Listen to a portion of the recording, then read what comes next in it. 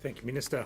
So just on the current geography of the outbreak in Victoria, the northern suburbs continues to see the majority of new cases, 58% or 427.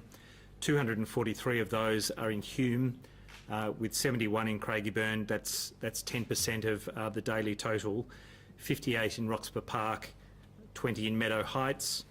The western suburb area has 23% of new cases in suburbs such as Altona North, Tarneet and Point Cook. The southeastern suburbs now accounting for 10% of cases. There's been an uptick there really in the last week or two, with 75 new cases, 5 in Cranbourne East, for example, and 4 in Dandenong.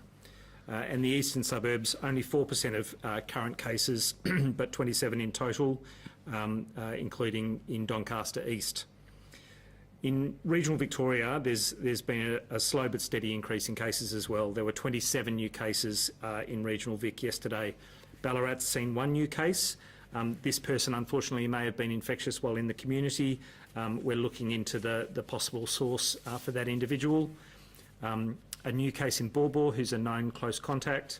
3 new cases in Campaspe.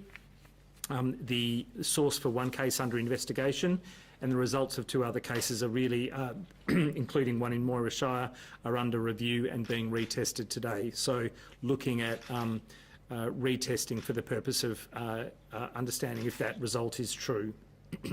5 new cases in Geelong, 2 are known household contacts, and the source for the other 3 is under investigation.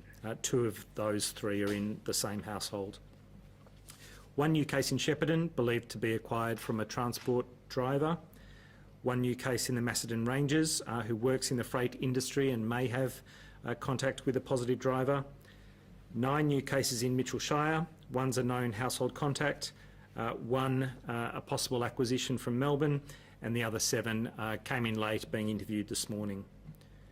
2 new cases in Moorabool. I don't have further details at this stage. Again, they were late in, but we have seen a number of cases in Bacchus Marsh this week with links to workplaces in Melbourne. 1 new case in Wangaratta, who's a household contact of yesterday's case, and 2 new cases in Wodonga, who are household contacts of a known case. And so the Albury-Wodonga area has obviously seen a few cases, but they are known contacts and being managed in quarantine during their infectious period, so under control.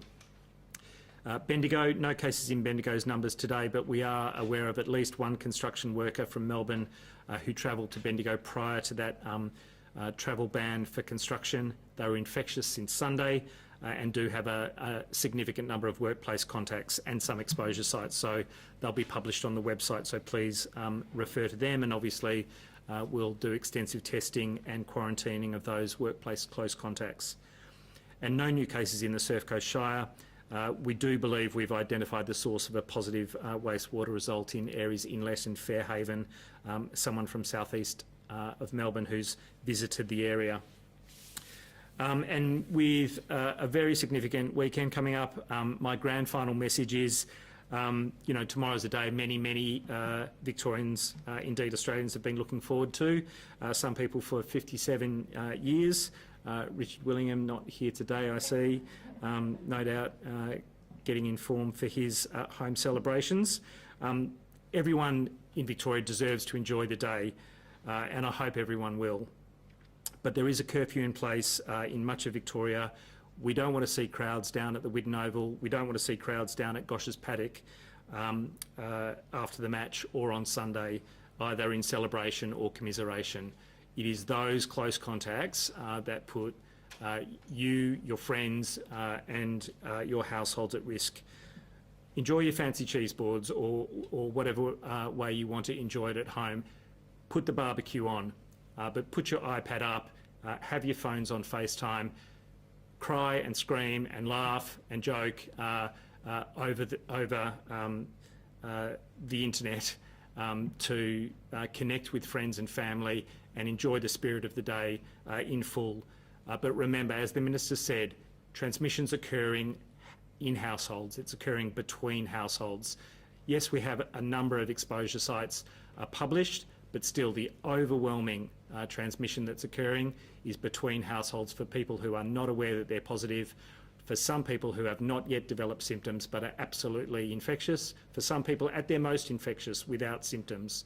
So do not go to households thinking that I'll be all right. I don't have symptoms. It's just me. It's just my friends and family. Of course I won't transmit to them. That's exactly how we're seeing transmission occur.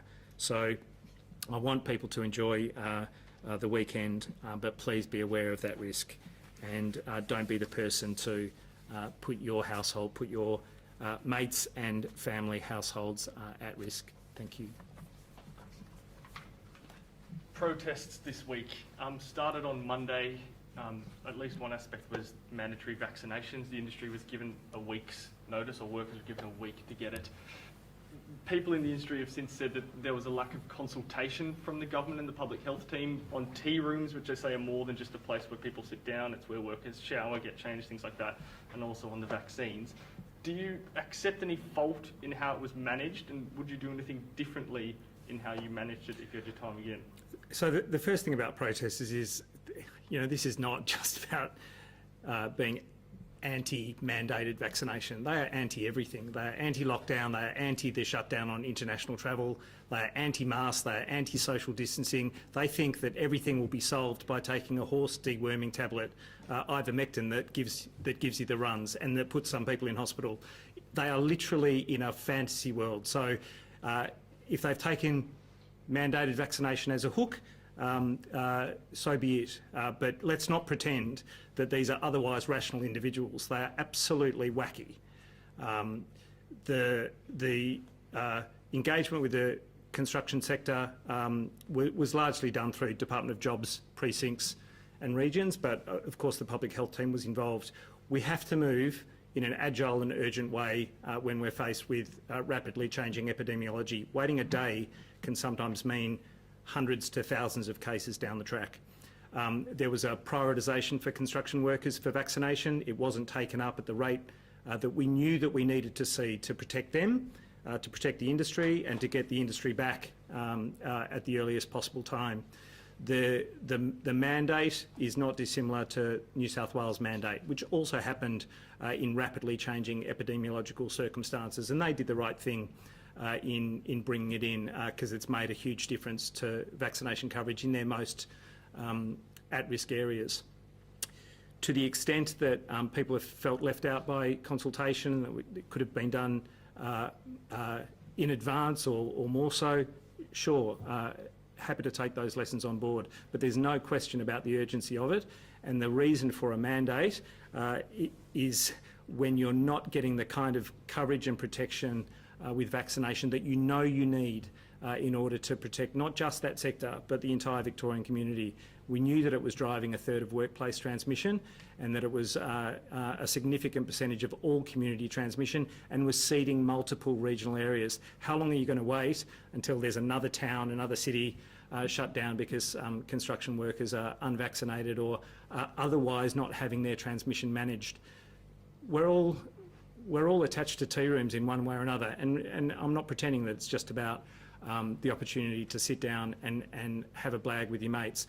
Of course there are other elements that might be essential in a tea room gathering, but from a public health perspective, we know how transmission occurs when you're eating and drinking, not wearing a mask, in close proximity, and then with a significant cohort within a workplace, not just in little bubbles, and you're in an indoor area, and that this is an industry where a lot of virus was being found. You know you have to do something, and you have to do it in an urgent way. What about messaging around it? In terms of that vaccine mandate and how things have played out, not necessarily, forget the protest for a second, but there's clearly some opposition within the construction industry. Anyone could have seen that construction workers were probably more likely to oppose a mandate than other industries. The way things have played out, do you think it would have been better simply just to shut the industry, give them some more time, shut them for say 2 weeks or longer, rather than introduce that mandate and give them a week? Well, we've actually seen sentiment within the construction industry that's very pro-vaccine. The vast majority, more than 3/4, already declared that they're vaccinated, intending to be vaccinated, booked into vaccination. Another significant proportion of the remainder just haven't got around to it or haven't declared. There is something like 1% who are vociferously opposed to vaccination. So I wouldn't say that they're fervently anti-vaccine as an industry at all. And it is unfortunate that they're kind of tarred with a brush that paints them as some radical anti-public health measure sector. I don't think they are. I don't think they are remotely. I think the protesters are a hodgepodge, a bandwagon of people who are taking the opportunity to get their frustrations on the front page. But I think largely they are just an insult to every healthcare worker who, on this day, are treating some of them with the best of care in Victoria. It's a total insult to healthcare workers. I can only imagine how they watched those protests and their hearts sank at what they know it means for transmission. For everyone who's hospitalised, there's probably another 10 infectious people in the community. Whether or not this is a super spreader event, we'll see a picture of it in a couple of weeks' time. But these are individuals who, whether they're at a protest or otherwise, have kind of declared that they don't follow the rules. So no one in the public health team was remotely surprised that someone would turn up positive and hospitalised with COVID. You said you weren't seeing the number of vaccine uptake in the construction industry before the mandate came into force. Have you seen that this week? Absolutely, an increase? Absolutely, in their thousands. So previously, and again, it's not about being anti-vaccine, it's about not feeling the urgency that we know from a public health perspective is there. And there were a trickle of individuals coming forward for vaccination, despite the fact that we also had that incentive, if you like, for higher caps in construction with a higher proportion vaccinated. And so without blaming those individuals, it just wasn't the level of coverage with the vaccine that we knew was required as a matter of urgency. And yes, you could shut down the entire sector, but you're not going to get that vaccination protection until sometime after that first dose, and really you need the 2 doses. So that urgency of vaccination needed to happen regardless. How many have been vaccinated specifically? I'm not sure in terms of total numbers, but there would have been a significant proportion who were already vaccinated as eligible individuals, but we've literally seen hundreds, if not thousands. We could get a clearer picture at some stage of how many of the industry...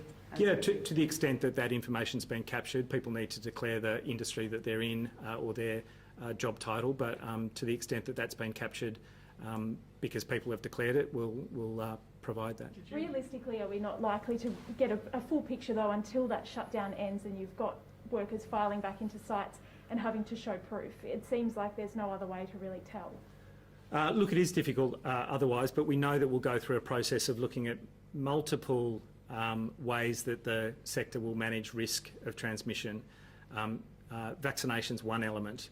We'll absolutely look to their COVID safe plans and make sure that they've got an attestation that those plans have been fully developed and are being submitted, but also the compliance with all of the public health measures that we know are really important as well, mask wearing being a really principal one. In terms of the vaccination rate though, it sounds like we're going to struggle to actually ever get a full picture of coverage within this industry? So there will be a requirement for first dose coverage for those returning to the industry. So that will be an employer obligation to make sure that that's in place, and we'll be checking on that as well. So whether or not it's in the system from a vaccine data perspective, it'll be a requirement for the workplace, and we'll have the employers making sure that that's in place. With our overall vaccine data, looking at things, obviously not making the first, I suppose, trigger or reaching that first threshold on Sunday, how have we not gotten there when it is a record week of turnout? Oh, it was an ambitious target. We'll probably be a day or two behind it.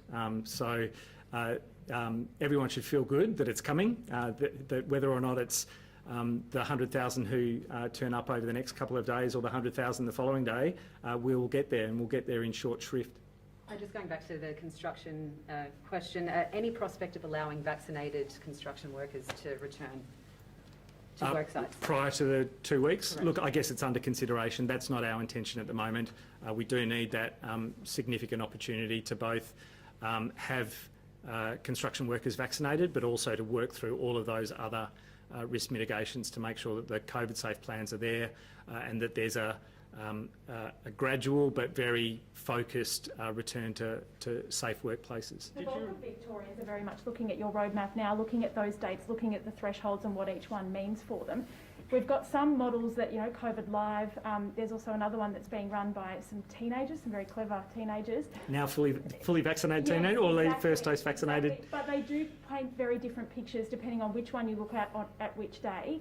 Is there a scope for something to be coming from you? Can we have a countdown so that people know what it's actually looking like in real time based on the data that's going through your systems? Look, I guess conceivably, I think there's always the danger that people are too concrete about a specific date. It does change over time. It's highly dependent on supply and then supply issues that might happen down the track.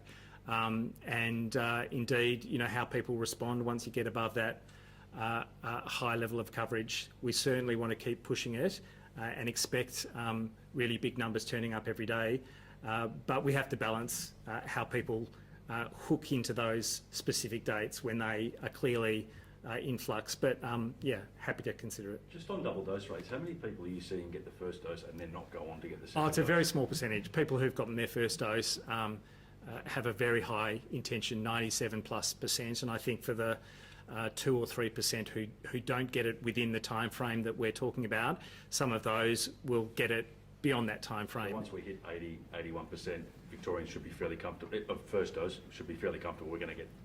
I have no doubt that as we hit 80%, we'll go on to close to 90%, and that the double dose stats will follow, at that 6-week mark. Just on regional Victoria, 27 cases today. In terms of vaccination rate in the regions, I know some of the big centres like your Bendigos and Ballarats are quite high, but probably once you get to the smaller areas, and I guess your assessment of regional Victoria in general, what are the vaccination rates like? If it's lower, does that make it a higher risk when there's cases in, say, towns like Campaspe, that it could spread really fast? Of course it is. So whenever you've got a low coverage, low vaccine coverage LGA, whether it's in Metro Melbourne or in regional Victoria, that is more at risk for greater transmission. And the contrary is when you've got that very high vaccination coverage, and I think the borough of Queenscliff is right up there, almost at the 80% double dose threshold, then you know that they've got these fantastic defences even as cases might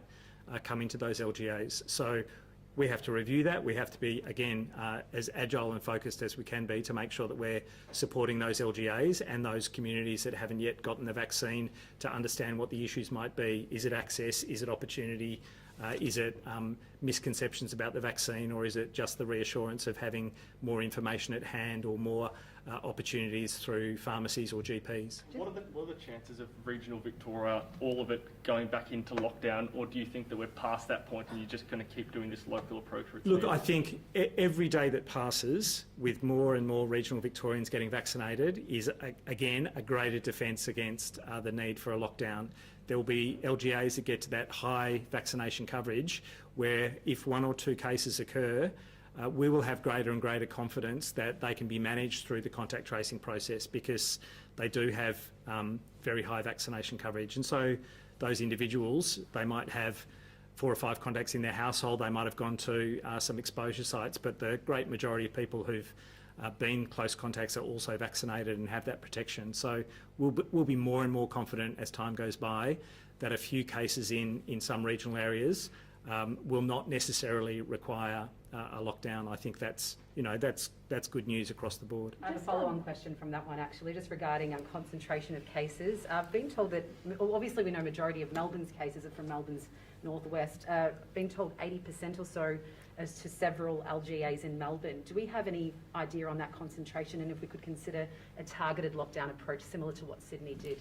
Look, the mobility within Melbourne is much, much greater for essential workers, for essential reasons to leave the home. It becomes pretty tricky to have a lockdown that applies just to suburbs. We've been through that at the beginning of Wave 2 last year. It didn't work. It didn't work because of that essential mobility across suburbs and LGAs. To the extent that we can review each and every LGA across Victoria, we will.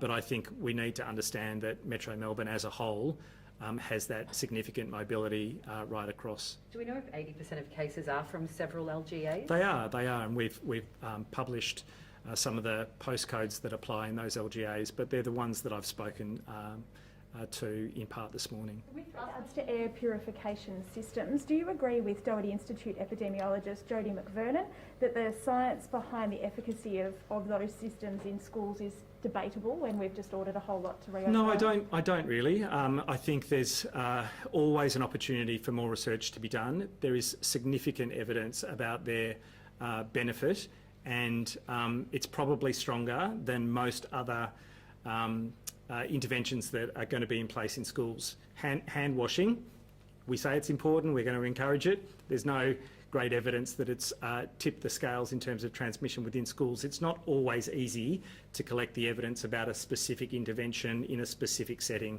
What I would say is that we've done research in Melbourne, and there is plenty of research internationally about exactly what HEPA filters do in terms of reducing the viral load within airspaces, and it is very, very encouraging.